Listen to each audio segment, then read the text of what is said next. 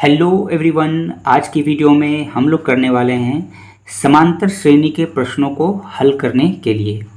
देखिए, समांतर श्रेणी जिसे इंग्लिश में कहते हैं अरिथमेटिक प्रोग्रेशन, ये क्लास 10 का आपका टॉपिक है और इसे शॉर्ट में एपी भी कहा जाता है। तो समांतर श्रेणी के प्रश्नों को कैसे हल करना है, इस पर कई सारी वीडियो मैं बना चुका हूँ और चैनल पर अपलोड भी किया हूँ, आप उसे भी जाकर के जरूर देखें। और आज हम लोग एक और सवाल को लेंगे, इस प्रकार के प्रश्नों को हल करने के लिए सीखेंगे। काफ़ी इंपॉर्टेंट क्वेश्चन है ये, आपके एग्जाम्स में पूछे जाते हैं। तो क्वेश्चन क्या कहता है, 10 से 250 के बीच में 4 के कितने गुणज हैं। तो आपको बताना है कि 10 से लेकर के 250 के बीच में 4 के कितने मल्टीपल हैं। गुणज जिसे इंग्लिश में क्या कहते हैं, मल्टीपल। तो सबसे पहले तो हमें तो ये टर्म आना चाहिए कि भाई ये गुणज होता है क्या है, या गुणज किसे कहते हैं। ठीक है, तो सिंपल सी आप बात समझ लीजिए कि जब भी आपको गुणज बोले कि 2 का गुणज, 3 का गुणज, 4 का गुणज, इसका मतलब होता है कि आप सीधे 4 का टेबल पढ़ दीजिए। आपको बोल रहा है 4 का गुणज बताने के लिए, तो इसका मतलब होता है कि 4 का टेबल पढ़िए। तो क्या होगा, 4, 8, 12, ये सब सभी जो संख्याएं हैं वो 4 का गुणज है। आपसे 5 का गुणज पूछा जाएगा तो आपको 5 का टेबल पढ़ देना है। 5, 10, 15, 20, ये सभी 5 के गुणज हैं। तो वही यहाँ पे पूछा जा रहा है कि 10 से 250 के बीच में कितने 4 के गुणज हैं। अब देखिए, यदि हम लोग इस प्रकार से 4 का पहाड़ा पढ़ेंगे और काउंट करेंगे तो बहुत टाइम लग जाएगा। तो हम लोग इस प्रकार के प्रश्नों को जो है समांतर श्रेणी की मदद से हल करते हैं। सबसे पहले क्या करना है, आपको यहाँ पर एक एपी बनाना है। एपी यानी कि एक समांतर श्रेणी बनाना है। तो देखिए क्या बोला जा रहा है कि 4 के कितने गुणज हैं, जो कि 10 से लेकर के 250 के बीच में हैं। तो सबसे पहले देखिए कि 4 का कौन सा गुणज जो है 10 से लेकर के 250 के बीच में सबसे पहला गुणज कौन सा है। तो सबसे पहला गुणज 12 है। देखिए 4 का गुणज तो आपका 8 भी है, लेकिन वो 8 जो है 10 के बीच में नहीं है, इसलिए हम लोग वो पहला नहीं लेंगे। तो 4 का गुणज क्या क्या होगा आपका, 4 का जो गुणज होगा वो आपका होगा 4, 8, 12, 16, इसी तरह से करते होगा।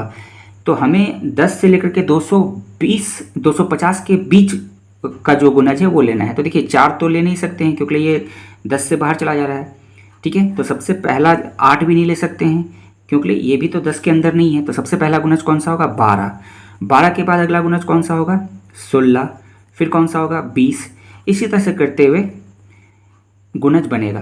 अब हमें क्या करना है, अंतिम गुणज देखना है। तो यहाँ पे देखिए 250 जो है ये 4 का गुणज नहीं है। तो अंतिम गुणज जो कि आपका 4 का होगा वो होगा 248। तो हम लोगों ने इस प्रकार से यहाँ पे एपी बना लिया हूँ। तो पहला गुणज हो जाएगा 12, फिर 16, फिर 20 और 250 के बीच में हमें देखना है। तो देखिए 250 जो है 4 का गुणज नहीं है, 249 भी नहीं है। आप 4 से भागा लगा के देख लीजिए ना, तो ये भागा लगेगा ना 249। तो पहला कौन, इधर से जब जाएंगे तो कौन सा होगा, 248। तो ये एपी बन गया।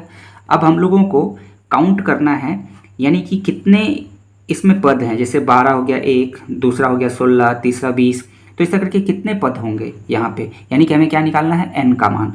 तो सबसे पहले जो जो दिया हुआ है उसको लिख लीजिए। यहाँ पे क्या दिया हुआ है, ए दिया हुआ है। ए मतलब क्या हो गया, प्रथम पद। तो प्रथम पद क्या दिया हुआ है, 12। दूसरा डी दिया हुआ है, डी मतलब होता है सारवंतर। और सारवंतर कैसे निकालते हैं, दूसरा पद में से पहला पद को निकालते हैं। देखिए इसको बोलते हैं पहला पद, इसको बोलते हैं दूसरा पद, ये हो गया तीसरा पद और ये हो गया अंतिम पद एपी का। तो यहाँ पे 16 में से 12 घटाएंगे कितना हो जाएगा आपका, 4। और एन भी दिया हुआ है। एन मतलब क्या होता है, अंतिम पद। अंतिम पद कितना है, 248। तो ये सभी हम लोग लिख लिए। अब हम लोग जानते हैं कि जब भी किसी एपी का कोई भी पद निकालना रहता है तो हम लोग फॉर्मूला लगाते हैं, ए एन बराबर ए प्लस फिर bracket n minus 1 into d. किसी भी एपी का कोई भी पद निकालना हो, जैसे कोई एपी है, इसका हमें 10वां पद निकालना है, 20वां पद निकालना है, 100वां पद निकालना है, कोई भी पद निकालना है, तो हम लोग फॉर्मूला क्या लगाते हैं, ए एन बराबर a plus n minus 1 into D.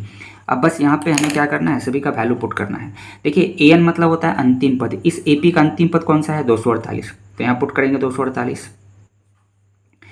ए मतलब हो गया प्रथम पद।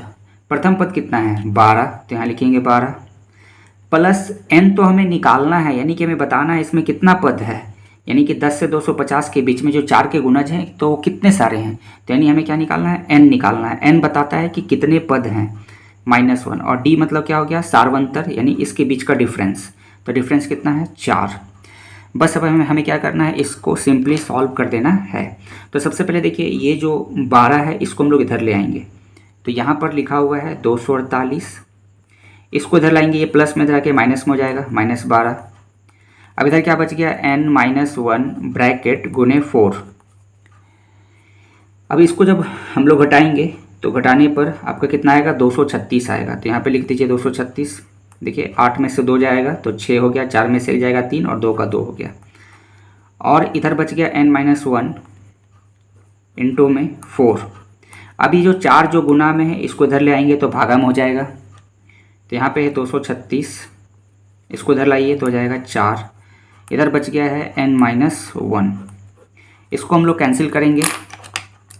तो ये देखिए 4 से आपका 236 को हम लोग यहाँ पे डिवाइड लगाते हैं, 4 को 236 से। ऐसे देखिए आपको इस तरह से करना नहीं है, आप डायरेक्ट यहाँ पे इसको समय बचाना है। 4 से यहाँ सीधा से कैंसिल कर दीजिए। कितना बार में कटेगा, देखिए 4 पचे 20। पहले हम लोग 23 को भागा लगाएंगे तो 4 पचे 20 होगा, 3 बचेगा और वो अगले वाले से मिलके कितना हो जाएगा 36 और 4 9 कितना होगा 36, यानी कि 59 आएगा। यदि यहाँ पे नहीं भी समझ में आया तो देखिए यहाँ पे मैं आपको बता दे रहा हूँ, 4 पचे लगाना है भागा 20, फिर ये कैंसिल हो गया, फिर ये 3 होगा, फिर 6 उतरेगा और 4 9 कितना हो जाएगा 36, यानी कि आएगा 59। लेकिन आपको इस तरीके से करने से बचना है ताकि एग्ज़ाम में, एग्ज़ाम हॉल में आपका टाइम बचे और दूसरे प्रश्नों पर टाइम बचेगा तो हम लोग जो हार्ड क्वेश्चंस हो गए वहाँ पर अपना समय दे सकते हैं। तो ये 59 आ चुका है यहाँ पे इसको सॉल्व करने पर। इधर बच गया n-1। अब हमें सिंपली क्या निकालना है, n निकालना है। तो ये एक को इधर ले जाएंगे तो ये है 59, ये -1 है तो इधर आके क्या हो जाएगा +1, बराबर में हो गया n। तो यानी कि 60 आया n बराबर। अभी ये देखने में उल्टा लग रहा है तो इसको हम लोग सीधा करके लिख लेते हैं, इसलिए n बराबर 60।